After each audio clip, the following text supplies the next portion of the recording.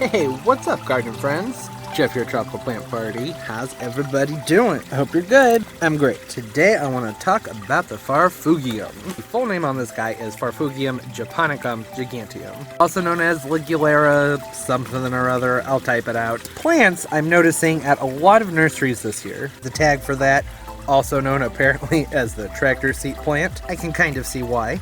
Like I said, I'm seeing this plant at a lot of places this year, in the same pots, same labels, so apparently somebody out there is pumping these out like crazy to the nurseries. There is something on these tags I wanted to talk about, particularly this part right here that says full sun or indirect light, which is interesting because if you look at the back it says part sun, but it also says hardiness, -30 degrees.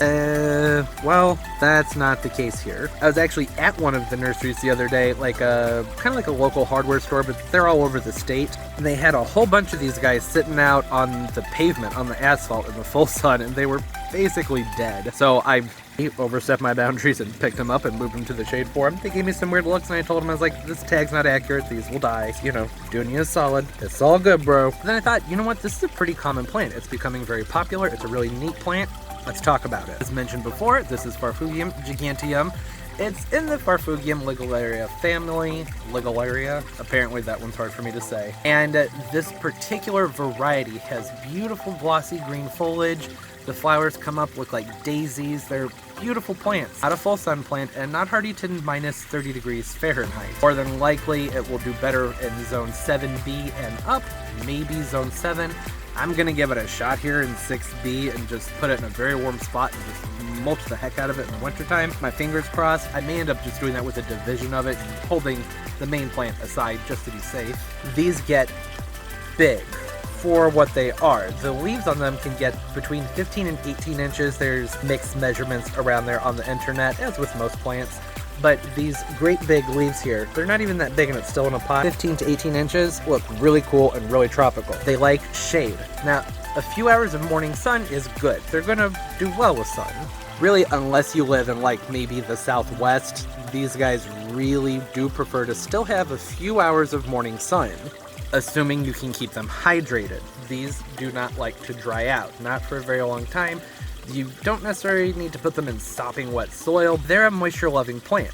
They're from Japan, and they grow in low-lying meadows and along the banks of streams and things like that, areas that hold a lot of moisture, and the climate's fairly temperate for them. Like I said, they put up really big stalks of daisy-like flowers. Some of the things I have read said that people will cut those back sometimes to help encourage the foliage to keep flushing out because they prefer the foliage over the flowers, which is something I actually totally understand. I can see that. The foliage is beautiful. It's very glossy.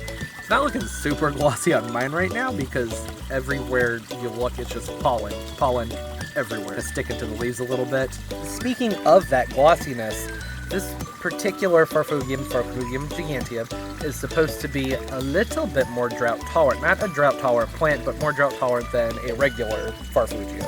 Does that make sense? And that could be in part due to the glossy foliage.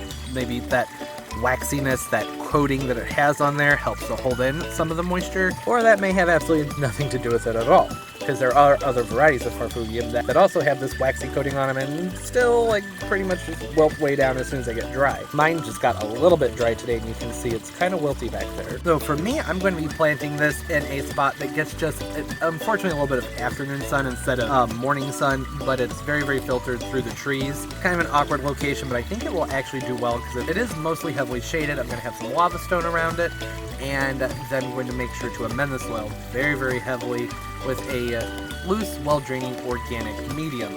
I'll use a gardening compost and kind of blend that in with the soil that's already there. I'll add some pelletized gypsum to help break down my clay, because like I said, well-draining soil is going to be best because I want this to have good winter survivability, because I'm planting it well outside of where it should be growing, despite the fact that the tag says it can grow down to -30 degrees. Yeah, and even though it says that these can go down to -30, I would not trust that, because that tag is the only place I can find that actually says that. Everywhere else, zone 7 up, 7B and up.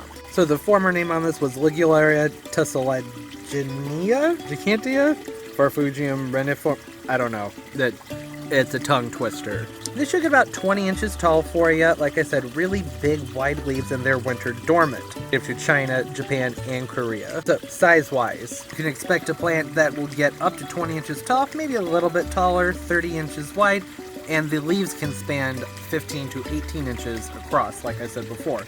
Massive. And then from the tops of the plant, that's where you're going to get these really big, up to 4 foot tall stalks of daisy-like flowers that are kind of like a bright yellow color. If you stumble upon one of these and you want one but don't want to risk planting it outside because maybe you don't live in zone 7 or 7B, these also make a really nice container plant, and it's awesome because they like shade. And they're fairly low maintenance, which is just another added bonus. Have this beautiful lush appeal to them that just, I think, is absolutely beautiful. It draws the eye, it looks exotic, but it's still actually a fairly low maintenance plant. Alright, but that's gonna do it. Just a quick little overview on a really cool plant that seems to be becoming more and more common, which is awesome. Give it a try. Have you tried it? Comment down below. Let me know. I love talking plant stuff with my fellow plant nerds. Don't forget to hit the thumbs up. It helps the videos a lot, and I really do appreciate every single one of those. Subscribe as well. Upload multiple times a week. I'll put my social media stuff down there below, down there in the roots of the video. You can follow me, I'll follow you back, and we can look at each other's plant pictures and nerd out together. And as always, most importantly, everybody, keep on growing.